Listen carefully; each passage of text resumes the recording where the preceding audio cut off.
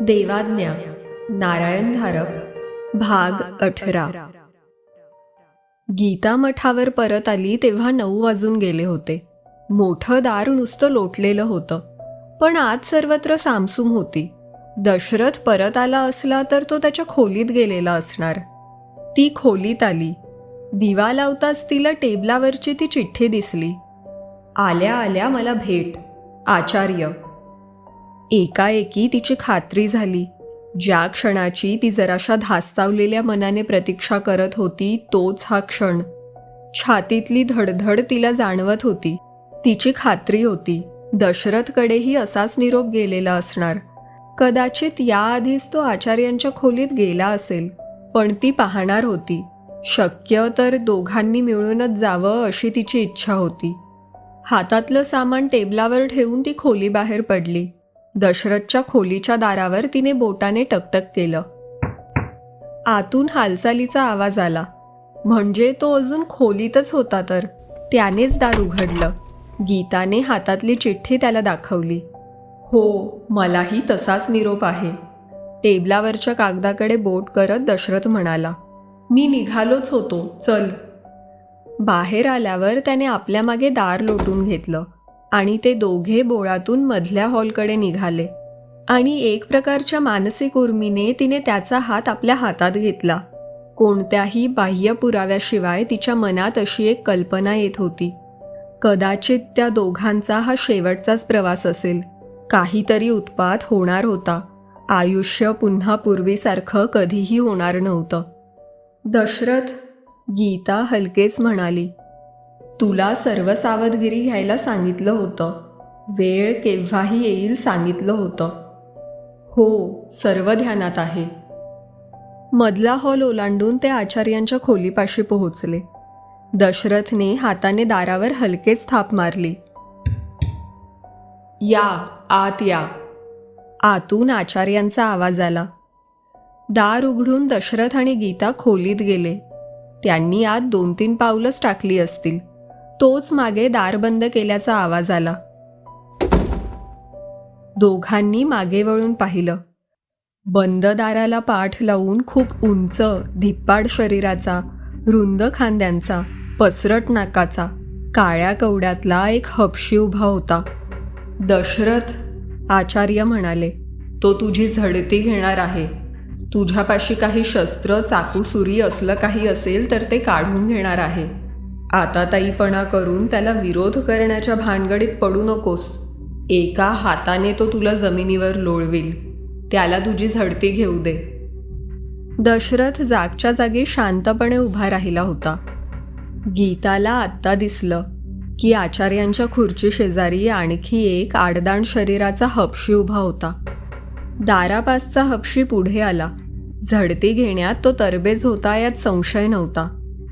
त्याने दशरथच्या पॅन्टच्या कमरपट्ट्यात खोचलेलं पिस्तूल, डाव्या मनगटाला लवचिक पट्ट्यात बसवलेला पातळ पण धारधार चाकू, डाव्या पायाच्या नडगीला अडकवलेला तसलाच चाकू, कमरेभोवती गुंडाळलेली 6-7 फूट लांबीची चकचकती पोलादी तार, सर्व वस्तू शोधून काढल्या.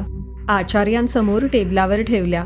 दशरथच्या शरीरावरून पुन्हा एकदा हात फिरवून मग तो मागे पावलाभरावर उभा राहिला.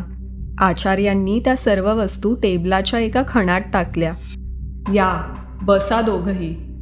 खुर्च्यांकडे हात करत आचार्य म्हणाले, पण त्यांच्या चेहऱ्यावर पूर्वी दिसत असे तसं स्वागताचं हास्य नव्हतं. त्यांचा चेहरा गंभीर, कठोर, उग्र वाटत होता. दोन्ही हात हवेत दोन्ही बाजूला पसरत दशरथ म्हणाला, आचार्य, हे जरा अनपेक्षितच आहे, नाही का? दशरथ, स्वभावाने तू खूपच इम्पल्सिव्ह आहेस. तुझ्या हातून अविचाराने एखादी कृती व्हायची आणि मागाहून त्याचा पश्चाताप करायची वेळ यायची. तसं होऊ नये अशी माझी इच्छा आहे. या, बसा. त्यांच्याकडे पाहता पाहता गीताला वाटायला लागलं हे आचार्य आपल्या परिचयाचे नाहीतच. त्यांच्यात आतच कुठेतरी खूप मोठा बदल झाला आहे आणि त्या बदलाच्याच खुणा त्यांच्या बाह्यरूपावर दिसत आहेत. ते बाह्यरूप तिला आवडत नव्हतं, अस्वस्थ करत होतं. तिचा निर्णय तिने त्या क्षणी घेतला. तिने मनातल्या मनात अत्यंत स्पष्ट आज्ञा आणली, मोत्या, सोमनाथला हलव. मोत्या, सोमनाथला जागा कर. मोत्या. खुर्चीत बसता बसता दशरथने मागे वळून पाहिलं. मागचा हबशी त्याच्या खुर्चीच्या मागे डाव्या बाजूला 2 पावलांवर उभा होता आणि आचार्यांच्या जवळ उभा असलेला हबशी त्यांच्या उजव्या हाताला 2 पावलांवर उभा होता. दोघंही काळ्या फत्तराच्या पुतळ्यासारखे निश्चलपणे उभे होते. घसा जरासा साफ करत आचार्य म्हणाले, तुम्ही दोघांनी काल त्या संगीताची भेट घेतलीत आणि आज संध्याकाळी त्या महेंद्रचीही भेट घेतलीत, बरोबर आहे? म्हणजे तुम्ही आमच्यावर पाळत ठेवली होतीत? दशरथचा आवाज जरासा चढला होता. त्यात एक आरोपही होता. काही काही गोष्टी आवश्यकच असतात. आचार्यांनी दशरथच्या आरोपाचा इन्कार केला नव्हता. आता सांगा, या भेटी कशासाठी घेतल्यात आणि त्यांच्यातून तुम्हाला काय माहिती मिळाली? गीता आता प्रथमच बोलली. मठाच्या स्थापनेमागचा किंवा तुम्ही हे जे प्रयोग करत आहात त्यांचा काय हेतू आहे हे आम्ही तुम्हाला विचारलं होतं. तेव्हा तुम्ही म्हणाला होतात, तुम्हाला फाईली दिल्या आहेत, तुम्हीच ते शोधून काढा. आम्ही दोघांनी ते तुमचे शब्द एखाद्या आव्हानासारखेच घेतले आणि संगीता महेंद्रच्या भेटी हा त्या तपासातलाच एक भाग आहे. तुम्ही आम्हाला फाईली दिल्यात खऱ्या, दशरथ म्हणाला, पण त्या फाईलमधली माहिती अपूर्ण होती आणि सर्वच नावांची तुम्ही नोंद केली आहेच याचीही खात्री देता येत नाही. तुमची इच्छा असेल तोच आणि तेवढाच मजकूर तुम्ही नोंदवला आहे. आता यामागे काय कारण असावं याचा आम्हाला काहीही तर्क करता येत नाही. तुम्ही दोघांनी मला जरा अडचणीतच आणलं आहे, आचार्य म्हणाले. आता तर असं वाटतं तुम्हाला दोघांना मठात आणलं नसतं तर असा घोटाळा झालाच नसता. आमचं मठातलं राहणं तुमच्या दृष्टीने गैरसोयीचं असेल तर मग आम्हाला मठ सोडण्याची परवानगी द्या, दशरथ म्हणाला. नाहीतरी तुम्ही सुरुवातीपासूनच सांगत आला आहात, मठात राहणं न राहणं हे संपूर्ण ऐच्छिक आहे, कुणावरही कसलीही सक्ती नाही. हो, सर्वसामान्य लोकांच्या बाबतीत ते खरं आहे, आचार्य म्हणाले. पण तुम्ही दोघं सामान्य नाही आहात. दशरथ, मी तुझी संपूर्ण माहिती काढली आहे. ज्या एका खास वर्तुळात तू वावरतोस तिथे तुझ्या नावाचा चांगलाच दरारा आहे. एक अतिशय हिकमती, साहसी, बेडर आणि चिवट ऑपरेटिव्ह अशी तुझी ख्याती आहे. तुला ते इंग्लिश बुलडॉगची उपमा देतात. हा बुलडॉग ज्यात दात रोवतो त्याचा फडशा पाडल्याखेरीज राहत नाही. आता तू या शोधावर निघाला आहेस. तुला मठातून जाऊ देण्यात खूपच अडचणी आहेत, नाही का? म्हणजे आमच्या मर्जीविरुद्ध तुम्ही आम्हाला इथे डांबून ठेवणार? सध्या तरी तुम्हाला मोकळं सोडता येत नाही. पुढे काय होईल ते मीही सांगू शकत नाही, कारण ते माझ्या हातात नाही. तुमच्या हाती नाही, पण तुम्ही तर मठाचे प्रमुख आहात. तसा जनतेचा समज करून देण्यात आला आहे, पण ते खरं नाही. खोलीच्या 4 बाजूंना हात फिरवत आचार्य म्हणाले, ही मठाची सर्व उभारणी, सर्वांना पुरवण्यात येणाऱ्या सुखसोयी, हॉस्पिटलचे खर्च, हा सर्व खर्च काय लोकांच्या ऐच्छिक देणगीतून भागणार आहे का? पण तुम्ही तर म्हणाला होतात, तोही बुरखाच आहे, परोपकारी समाजसेवी संस्थेचा बुरखा. मृत्यूच्या दाहक स्पर्शाने माणसात काही ना काही बदल होत असावा ही खरोखर माझीच कल्पना होती. सुरुवातीचा माझा तपासही अगदी प्रामाणिक होता. पण ज्या विषयाला मी स्पर्श केला होता त्यातला धोका मी ओळखला नव्हता. आपल्या लहानशा बंदिस्त अवकाशातच मानव सुरक्षित असतो. एकदा का त्या अवकाशाची रेषा ओलांडली की तुमचा कशाशी संपर्क येईल याची काहीही खात्री नाही. मानवाच्या या लहानशा ज्ञात परिघाबाहेर अकल्पनीय आणि अमानवी शक्तींचा कल्लोळ चाललेला असतो. त्यांच्या तुलनेत मानव किती क्षीण आणि दुबळा आहे. या शक्तींच्या हातचं बाहुलं बनू शकतो आणि त्याची बुद्धी आणि जाण इतकी अल्प आहे की त्याला हे जाणवतही नाही. माझंही तसंच झालं. केव्हा तरी एका क्षणी मला एकदम जाण आली की आपण स्वतंत्र नाही, आपण कुणाचे तरी गुलाम आहोत. हातातल्या दोरीने कठपुतळी नाचवावी तसं कुणीतरी आपल्याला नाचवत आहे. पण मी काय निर्दोष होतो का? नाही. ऐश्वर्य, सत्ता, मानमरातब, प्रतिष्ठा हे सर्व आपोआप तुमच्या पायाशी चालून येत असेल तर तुम्ही त्या मोहाला बळी पडणारच. आणि प्रलोभनं एवढ्यावरच थांबत नाहीत, आणखीही आहे, कितीतरी आहे. मला कोणताही धोका नाही, सुरक्षिततेची हमी आहे, संरक्षणाची हमी आहे. स्वतःला मी फसवत नाही, ती गुलामी मी राजीखुशीने पत्करली आहे. पण हे सर्व कशासाठी? दशरथने विचारलं. त्यांना मानवी समाजात प्रवेश हवा आहे. जी गोष्ट कधीकाळी एखाद्या अपघाताने, एखाद्या असंभाव्य योगायोगाने व्हायची ती आता माझ्या हातून सहज होते. निसर्गात तोल सर्वत्र आहे. जसे अतिउष्ण तारे आहेत तशी अतिथंड पोकळी आहे. ऋणाला घन आहे, कृष्णाला शुक्ल आहे. या नाण्याच्या दोन बाजू आहेत आणि त्यांना त्यातल्या एकाच जातीच्या शक्ती जागवायच्या आहेत. ज्यांना मानवी इतिहासात सैतानी, राक्षसी, क्रूर, रक्तपिपासू, घातकी, संहारक दैवत मानली गेली आहेत. पण त्यांच्याही आवाक्याबाहेरचे काही काही नियम निसर्गात सतत कार्यरत असतात. मृत्यूचा स्पर्श झाला की मानवात बदल होतो. पण त्याची दिशा कोणती असेल, त्या बदलामागे कोणते घटक असतात, याचं गणित कोणालाही मांडता आलेलं नाही. काही काही वेळा मानव बदलतो, पण तो बदल यांच्या दृष्टीने केवळ गैरसोयीचाच नाही तर धोक्याचा असतो. उदाहरणार्थ मी. गीता म्हणाली. हो, तू. आचार्य थंड आवाजात म्हणाले. आणि म्हणून माझ्यावर एकदा नाही 4 वेळा प्राणघातक हल्ला झाला. एकदा रात्री जेवणघरात काहीतरी आलं होतं. त्यानंतर तुमच्या त्या प्रयोगाच्या पेटीतच माझी अखेर करण्याचा प्रयत्न झाला. त्यानंतर ती फांदी कडाडत खाली पडली आणि काल रात्रीची ती जंगली जनावरं. पण तुम्हाला यश आलं नाही. आणि ती संगीताही माझ्यासारखीच आहे. तीही पेटीत शिरताच पेटीत जाणारी हवा बंद करण्यात आली होती. पण तीही त्यातून सुखरूप वाचली. आणि महेंद्रही आमच्यासारखाच आहे, नाही का? त्याने तर मठात यायलाच नकार दिला. त्याच्यावरही काही प्राणघातक हल्ले झाले असले तर मला नवल वाटणार नाही. आचार्य थंड नजरेने गीताकडे पाहत होते. हा बदल तुम्हाला केव्हा समजतो आचार्य? आम्हाला हिप्नोटाईज केल्यावर? तुझं म्हणणं काही प्रमाणात खरं आहे. पण गीता, तू कल्पना करते आहेस इतकी शक्ती आणि इतका अधिकार मला नाही. मी मधला केवळ एक दुवा आहे. खरे निर्णय आणखीच कुठेतरी घेतले जात असतात. एक गोष्ट उघड झाली आहे, दशरथ कडवट आवाजात म्हणाला. ज्या अर्थी तुम्ही तुमची सर्व गुपितं आम्हाला सांगितली आहेत, ज्या अर्थी तुम्ही स्वतःच्या दुष्कृत्यांचा पाढाच आमच्यासमोर वाचला आहे, त्यावरून मला तरी एकच गोष्ट स्पष्ट दिसते. आमची दोघांची या खोलीतून जिवंतपणी सुटका होण्याची शक्यताच नाही. हो की नाही? निर्णय खरोखरच माझ्या हातात नाही. आचार्य त्याच थंड आवाजात म्हणाले. खुर्चीत ताठ बसत दशरथ म्हणाला. मी फक्त मॅनिलाच्या खिशातून सिगारेटचं पाकिट आणि काडेपेटी काढत आहे. माझ्या हालचालींचा नाही तो अर्थ लावू नका, किंवा तुमच्या माणसाला माझ्या खिशातून ते काढू देत.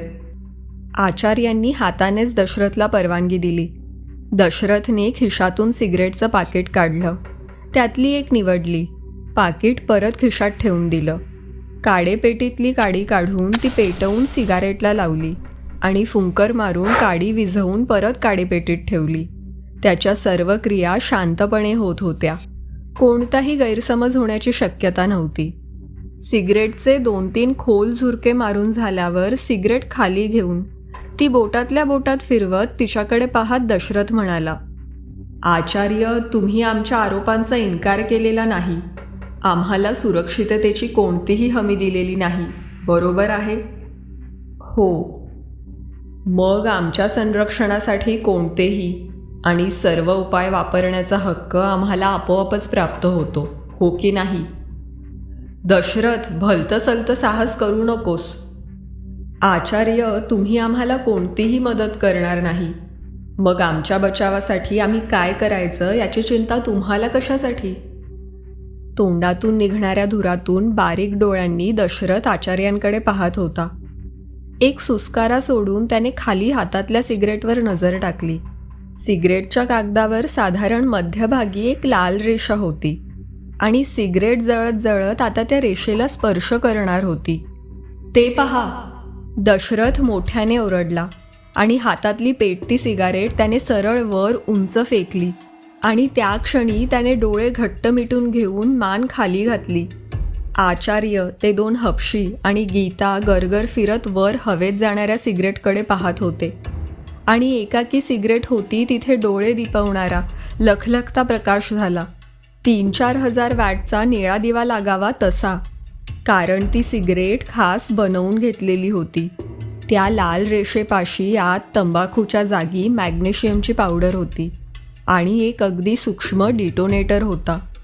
तो लखलखता प्रकाश इतका प्रखर होता की पुढची 5-7 सेकंद त्या चौघांची दृष्टीच काम करेनाशी झाली होती. सेकंदभरातच दशरथची मान वर आली. त्याच्या शेजारचा हपशी डोळ्यांची नुसती उघडझाप करत होता. एका ढांगेतच दशरथ त्याच्यापाशी पोहोचला.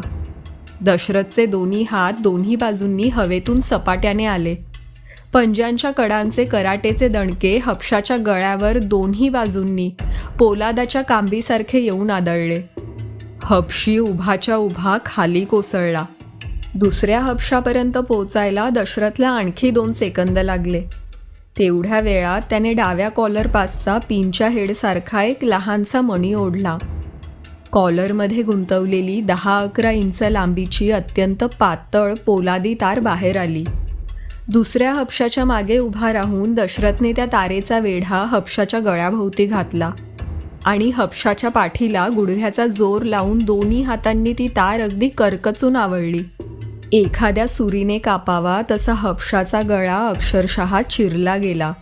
समोर रक्ताची चिळकांडी उडाली.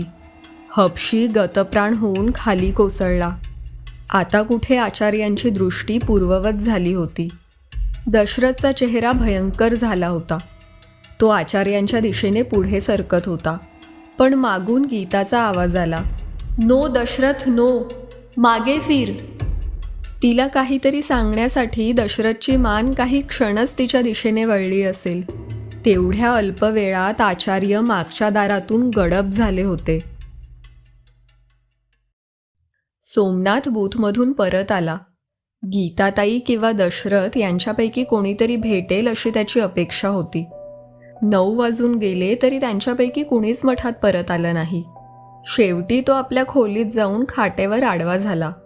गीताताईने त्याच्यावर केवढी मोठी कामगिरी सोपवली होती.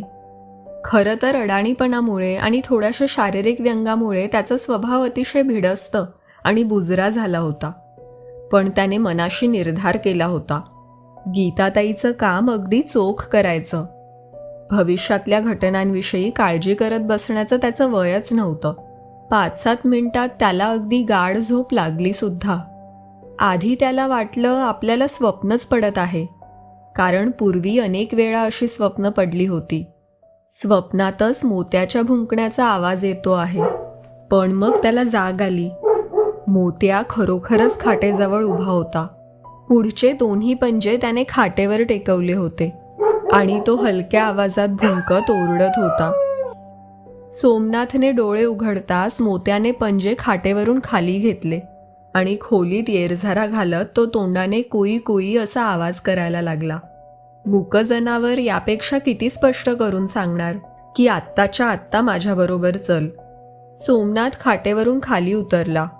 रात्रीची थंडीची वेळ म्हणून त्याने त्याचा एकुलता एक स्वेटर अंगावर चढवला आणि तो खोलीबाहेर पडला. खोलीचं दार लोटून घेताना किंवा दिवाणखान्याचं दार उघडताना आणि आपल्या मागे लोटून घेताना एवढासाही आवाज होणार नाही याची तो काळजी घेत होता, कारण गीताताईने सांगितलेल्या कामात कोणताही व्यत्यय यायला नको होता. कुणीही त्यात अशा आडवेळी कुठे चाललास म्हणून हटकायला नको होतं. शेवटी मठाच्या गेटमधून ते हमरस्त्यावर आले. चौकातला टॅक्सी स्टँड 100-125 पावलांवरच होता आणि सुदैवाने एक टॅक्सी उभी होती. सोमनाथ टॅक्सीजवळ पोहोचला. ड्रायव्हर आतच होता, पण डोक्यावरची कॅप तोंडावर ओढून घेऊन झोपी गेला होता. सोमनाथने खिडकीच्या काचेवर थाप मारली. पुन्हा एकदा थाप मारली. एका हाताने टोपीवर करून ड्रायव्हरने बाहेर पाहिलं. सोमनाथला पाहून हा कोणीतरी पैशांसाठी हात पसरायला आलेला आहे असा त्याचा समज झाला. एक हात हवेत उडवत टोपी परत पुढे घेत तो गुरगुरला, चल भाग जा, काही मिळायचं नाही. सोमनाथने खिडकीवर जोराने थापा मारल्या. च्यायला, अशी शिवी हासडत ड्रायव्हरने गाडीचं दार जोरात उघडलं. एका हाताने त्याने सोमनाथची मानगूट पकडली आणि मग त्याला मोत्या दिसला. मोत्याच्या छातीतून गुरगुरण्याचा आवाज येत होता आणि जबड्यातले अणकुचीदार दात दिसत होते. ड्रायव्हरचा सोमनाथच्या मानेवरचा हात आपोआप खाली गेला. गाडीचं दार उघडा, सोमनाथ म्हणाला. मला टॅक्सी करायची आहे. काही वेळ त्या ड्रायव्हरला काय बोलायचं, काय करायचं तेच सुचेना. सोमनाथने स्वेटरच्या आत हात घालून खिशातली 100ची नोट काढून दाखवली. पैशांची फिकीर करू नका, चला. स्वतःशीच काहीतरी पुटपुटत ड्रायव्हरने मागचं दार उघडलं आणि ड्रायव्हरच्या सीटवर बसून डाव्या बाजूला वाकून त्याने मीटर खरकन फिरवलं. सोमनाथ आणि त्याच्या मागोमाग मोत्या गाडीत चढले. ड्रायव्हर काहीच बोलला नाही. सोमनाथनं संगीताच्या सोसायटीचा पत्ता सांगितला. सोसायटी येईपर्यंत ड्रायव्हर एक शब्दही बोलला नाही. गाडीतून सोमनाथ आणि मोत्या उतरले. इथेच थांबा, सोमनाथ म्हणाला. माझ्याबरोबर एक बाई येणार आहेत, त्यांना घेऊन येतो. 5-10 मिनिटं लागतील. ड्रायव्हर काहीच बोलला नाही. सोमनाथ आणि मोत्या सोसायटीच्या गेटमधून आत गेल्यावर ड्रायव्हरला क्षणभर मोह झाला की टॅक्सी सुरू करून सरळ आपल्या वाटेला लागावं. 25-30 रुपयांचा तर प्रश्न होता, पण तो तसाच बसून राहिला. एकतर त्याच्या मनात या प्रकाराबद्दल खूपच कुतूहल निर्माण झालं होतं, कारण हा प्रकार जरासा वेगळाच वाटत होता. पण त्याहीपेक्षा महत्त्वाचं दुसरं कारण होतं. प्राण गेला तरी त्यानं ते उघडपणे बोलून दाखवलं नसतं. त्याला हलायची भीती वाटत होती. हा मुलगा ज्या कोणत्या कामावर निघाला आहे त्यात आपल्यामुळे जर काही व्यत्यय आला तर आपल्याला त्याची जबरदस्त किंमत मोजावी लागेल, अशी त्याला मनोमन भीती वाटत होती. तो गाडीतच बसून राहिला. नंबर 2ची बिल्डिंग समोरच होती. सुदैवानं अजून बाहेरचा जाळीचा दरवाजा बंद केला नव्हता. समोरच लिफ्ट होती, पण सोमनाथ लिफ्टच्या नादाला लागला नाही. तो आणि मोत्या पायऱ्यांवरून भरभर चढून वर 4थ्या मजल्यावर पोहोचले. मोठ्या माणसाची दमछाक झाली असती, पण त्यांना त्याचं काहीच नव्हतं. वाईकर नावाची पाटी पाहून सोमनाथनं दारावरची घंटी वाजवली. 5-7 सेकंदांनी आतून एका वयस्क माणसानं दार उघडलं. सोमनाथकडे पाहून त्यांचा विशेष चांगला ग्रह झालेला दिसला नाही. काय हवंय? त्यांनी त्रासिक आणि तिरसट आवाजात विचारलं. संगीतासाठी निरोप आहे, सोमनाथ म्हणाला. ही काय वेळ आहे? ती झोपलीये. म्हातारा म्हणाला. नाही, तिला निरोप द्यायलाच हवा. सोमनाथ म्हणाला. आता काही नको, उद्या ये, म्हणत म्हाताऱ्यानं दार लावायला सुरुवातही केली. सोमनाथच्या हातून एरवी कधीही झाली नसती ती गोष्ट त्या क्षणी झाली. दाराला जोराचा धक्का देऊन त्यानं दार आत ढकललं आणि खूप मोठ्या आवाजात हाक मारली. संगीता, संगीता. अरे, काय मुजोरी आहे? म्हातारा ओरडला, पण तेवढ्यात आतून संगीताच बाहेर आली. कोण आहे बाबा, काय आहे? ती विचारत होती. मग तिचं लक्ष दारात उभ्या असलेल्या सोमनाथ आणि मोत्याकडे गेलं. संगीता, गीताताईचा निरोप आहे. म्हातारा काही बोलायच्या आतच सोमनाथ म्हणाला. माझ्याबरोबर मठात ये असा निरोप आहे. कोण नाही नाही ते लोक येत असतात. वाईकर रागानं बोलायला लागले, पण संगीताचं त्यांच्या शब्दाकडे लक्षच नव्हतं. क्षणभर तर तिला आसपास संपूर्ण शांतता जाणवली आणि त्या शांततेत तिच्या कानापाशी कोणाचे तरी अगदी अस्पष्ट, हलके शब्द आले.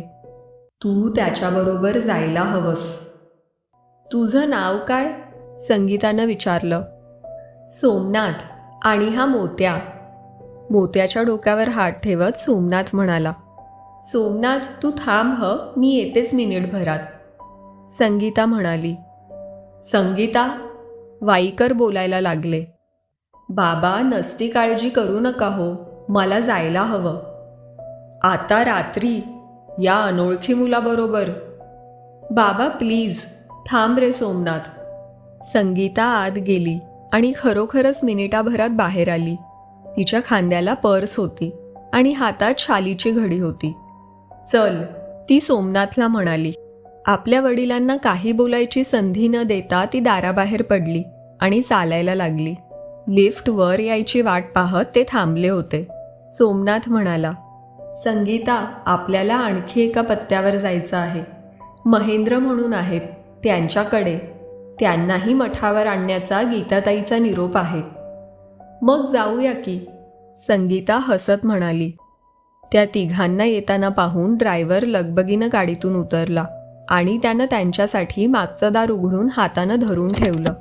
ते तिघं आत बसताच दार लावून तो परत पुढच्या सीटवर जाऊन बसला. संगीतानं ड्रायव्हरला महेंद्रच्या घरचा पत्ता सांगितला. शहराच्या अगदी दुसऱ्या टोकाचा, जवळजवळ 8 किलोमीटर अंतरावरचा पत्ता. गाडी सुरू होताच सोमनाथ संगीताकडे पाहून हसला. अगदी गीताताई म्हणाली तसंच झालं. ती म्हणाली होती एखाद्या वेळी ते तुला घरात येऊ देणार नाहीत. संगीताला मोठ्यानं ओरडून हाक मार. आणि तुझी गीताताई असंही म्हणाली का की तुझा निरोप मिळताच मी लगोलग तुझ्याबरोबर यायला निघेन? हो. सोमनाथनं जास्त स्पष्टीकरण दिलं नाही आणि त्यानंतर महेंद्रच्या पत्त्यावर पोचेपर्यंत संगीताही काही बोलली नाही. मोठ्या गेटमधून गाडी आत शिरली. गेटपाशी वॉचमन होता, पण त्यानं त्यांना अडवलं नाही. गाडी इमारतीत पार आतपर्यंत, लिफ्टच्या चौथऱ्यापर्यंत पोहोचली. टेबलामागचा सिक्युरिटी गार्ड जरा सावधपणे उभा राहिला होता, पण सोमनाथच्या मागोमाग संगीता बाहेर येताच त्याच्यावरचा ताण कमी झालेला दिसला.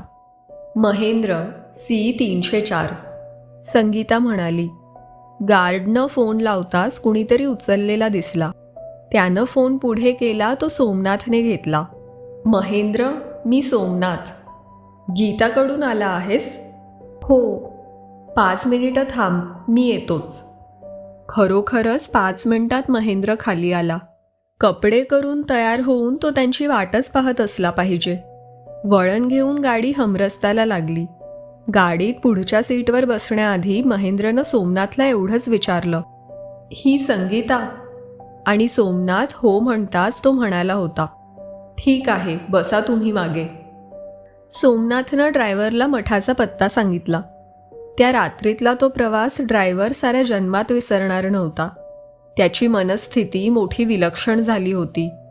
पूर्वी एकदाच असं झालं होतं. त्यांच्या आळीतल्या सार्वजनिक गणपतीच्या संध्याकाळच्या पूजेसाठी चिठ्ठ्या टाकून नाव काढण्यात येई आणि एकदा त्याचं नाव निघालं होतं. झगमगत्या दिव्यांच्या प्रकाशात शेकडो लोकांच्या साक्षीनं वेदोक्त मंत्रांनी महागणपतीची पूजा करताना त्याला अगदी कृतार्थ वाटलं होतं. एका नव्या पातळीवरील आयुष्याचा अनुभव आला होता. वास्तविक आत्ताचं स्थळ आणि आत्ताची वेळ सर्वस्वी भिन्न, पण त्याला अगदी सारखी तीच आठवण येत होती. आपण देवाच्या सानिध्यात अत्यंत पवित्र वातावरणात आहोत असं वाटत होतं. सर्व काही योग्य असल्याची एक विलक्षण सुखद भावना मनात येत होती.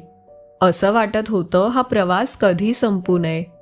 शेवटी त्याला वक्र मार्गाने का होईना सत्य उमगलं होतं. हा महेंद्र, ही संगीता, हा सोमनाथ आणि हो, हा मोत्या सगळेच वेगळ्या श्रेणीचे होते. काही गोष्टी जाणवतात. उदाहरणार्थ एखादा सुगंध, एखादा मृदू स्पर्श, एखादी संगीताची लकेर, एखादं मनोहरी दृश्य. अनुभव मनाला सुखावणारा असतो, पण त्यांचं शब्दात वर्णन सर्वथा अशक्य असतं. पण अखेर त्या प्रवासातही शेवट होताच. मठाच्या गेटसमोर टॅक्सी थांबली. टॅक्सीतून महेंद्र, संगीता, सोमनाथ उतरत असतानाच ड्रायव्हरने मीटर खरकन फिरवून परत शून्यावर आणलं. ड्रायव्हरपाशी येऊन सोमनाथ खिशातून पैसे काढत होता, पण त्याचा हात ड्रायव्हरने अर्ध्यावरच अडवला. त्या तिघांनाही नमस्कार करत ड्रायव्हर म्हणाला, मला माहीत नाही तुम्ही कुठे आणि कशासाठी जात आहात ते, पण मलाही वाटतं काहीतरी मदत करावी. माझी मदत हीच, टॅक्सीचं भाडं काहीही नाही. त्यांना बोलायची संधीही न देता तो वळला, आपल्या जागी बसला आणि गाडी स्टार्ट करून निघूनही गेला. मठाचं मोठं लोखंडी गजांचं दार उघडं होतं. आता काय? संगीताकडे पाहत महेंद्र म्हणाला, जमलं तर गीताच्या खोलीत जाऊया, संगीता म्हणाली. आणि मग सोमनाथकडे वळून ती म्हणाली, तुला माहीत आहे ना तिची खोली? हो, सोमनाथ म्हणाला. मग चला. बागेतल्या फरस वाटेवरून ते मठाच्या मोठ्या दाराकडे निघाले. महेंद्र संगीताच्या ते ध्यानात आलं नसेल, पण मोत्या सोमनाथच्या जवळूनच चालला होता.